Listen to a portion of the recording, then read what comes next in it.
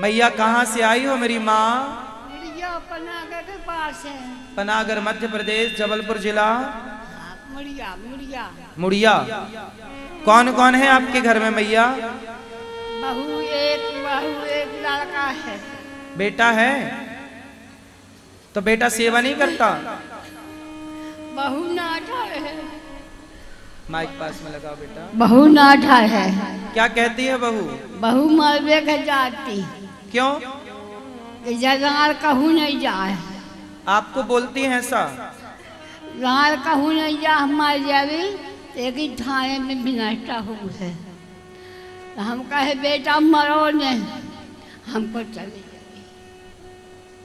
बहू कहती है कि हम मर जाएंगे यदि ये नहीं जाएगी, मतलब अपनी सास को कहती हैं कि ये रहेंगी तो हम मर जाएंगे। तो बेटे ने रोका नहीं अपनी पत्नी को? नहीं कि हमारी माँ का अपमान क्यों? हाँ, इतना ही हो रोका।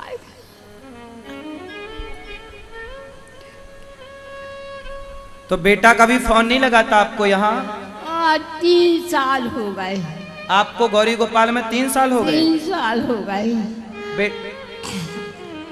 हाँ, कभी बेटे ने फोन नहीं लगाया? कोई नहीं।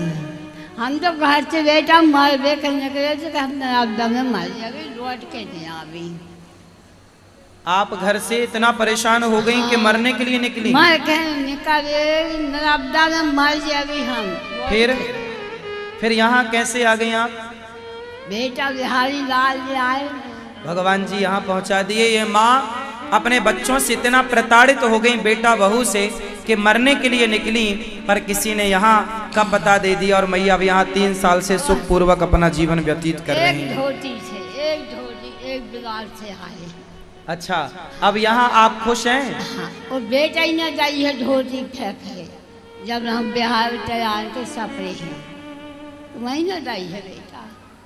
आप यहाँ खुश हैं गौरी गोपाल में? हम बहुत खुश हैं। यहाँ खाना पीना अच्छा मिलता है? सब कुछ बेटा, जो हमने भगवान बेटा है हमारो भगवान। आपको यहाँ रहने के हमने कोई पैसे तो नहीं लिए मैया?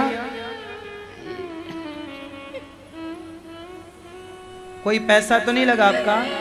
नहीं बेटा। अब रोइए मत, हम आपके बेटा है ना, हम सब आपके बेटा हैं।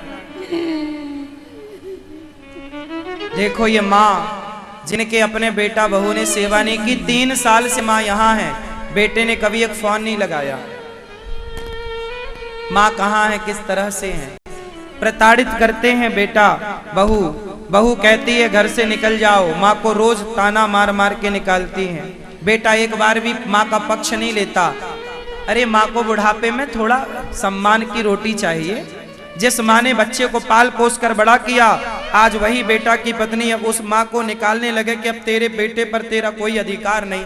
सोचिए कि ये माँ कितना बुरा हुआ माँ के साथ। ये माँ यहाँ ऐसी 278 माएँ हैं। आपको लगे कि आपको भी इन माँओं के लिए एक दिन का भोजन कराना चाहिए, तो आप भी इन माँओं को भोजन बंटवाओ।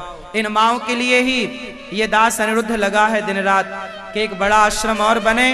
278 माँओं के बाद भी माताएं रोज कोई ना कोई माँ आती हैं, रखने की जगह नहीं है। एक बड़ा आश्रम बनाने की आवश्यकता है जहाँ 1000 माताएं रह सकें। आप भी माँओं के लिए आश्रम के निर्माण में ईंट का, सीमेंट का सहयोग करिए। कमरा बनवा कर माँओं को दे सकते हैं, एक कमरे की छत डलवा सकते हैं। 1 बोरी सीमेंट, 10 बोरी सीमेंट, 1 ईंट, 100 ईंट का सहयोग माँओं के लिए। एक माँ को गोद ले सकते हैं, माँओं को दवाई दे सकते हैं। माँओं के लिए जो आपको बने वो कीजिए। मैया अब आप यहीं रहिए, हम सब आपके बेटा बेटी बनकर आपकी सेवा करेंगे।